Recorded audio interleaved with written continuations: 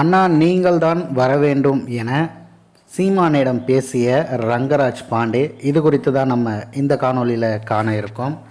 நாம் தமிழர் கட்சியுடைய தலைமை ஒருங்கிணைப்பாளர் செந்தமிழன் சீமான் அவர்கள் அவருடைய கட்சி பணிகள் எந்த அளவுக்கு பார்த்துக்கிட்டு இருக்காரோ, அதே நேரத்தில் கட்சி பணிகளை கடந்தும் கூட சில உறவுகள், குறிப்பாக நமக்கு முரணான கொள்கையை கொண்ட உறவுகளாக இருந்தாலும் கூட அவர்களுக்கு வாழ்வியலில் ஒரு சில முன்னேற்றங்களுக்கு இது தேவைப்படுகிறது, அவர்களுடைய ஏதாவது நிகழ்வில் நம்ம கலந்துக்கணும்னு அழைக்கிறாங்க அப்படின்னா எந்த ஒரு மாற்று கருத்தும் சொல்லாமல் அதில் கலந்து கொள்வதில் அண்ணன் சீமானை போல ஒரு அரசியல்வாதி தமிழக வரலாற்றில் யாரும் இது வரைக்கும் பார்த்துருக்க மாட்டாங்க.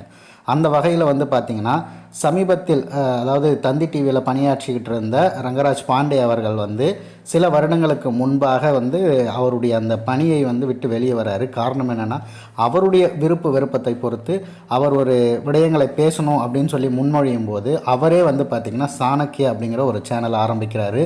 கிட்டத்தட்ட 5 ஆண்டுகளை கடந்து இந்த பங்குனி 1 மார்ச் 15 வந்தால் பார்த்திங்கன்னா 6வது ஆண்டுக்கு அடி எடுத்து வைக்கிறாங்க.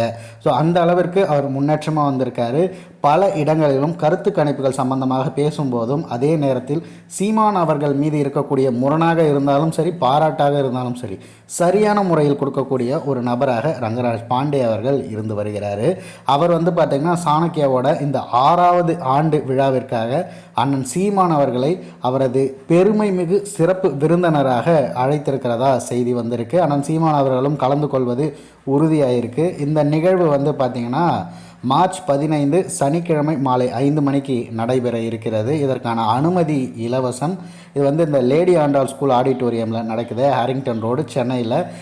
அங்கே பக்கத்தில் இருக்கக்கூடிய உறவுகளாக இருந்தாலும் சரி, மற்றும் தமிழ் தேசியத்தை ஆதரிக்கக்கூடிய நபர்களாக இருந்தாலும் சரி, நேரில் உங்களது ஆதரவை நல்குமாறு இந்த காணொலி வாயிலாக நம்ம கேட்டுக்கிறோம்.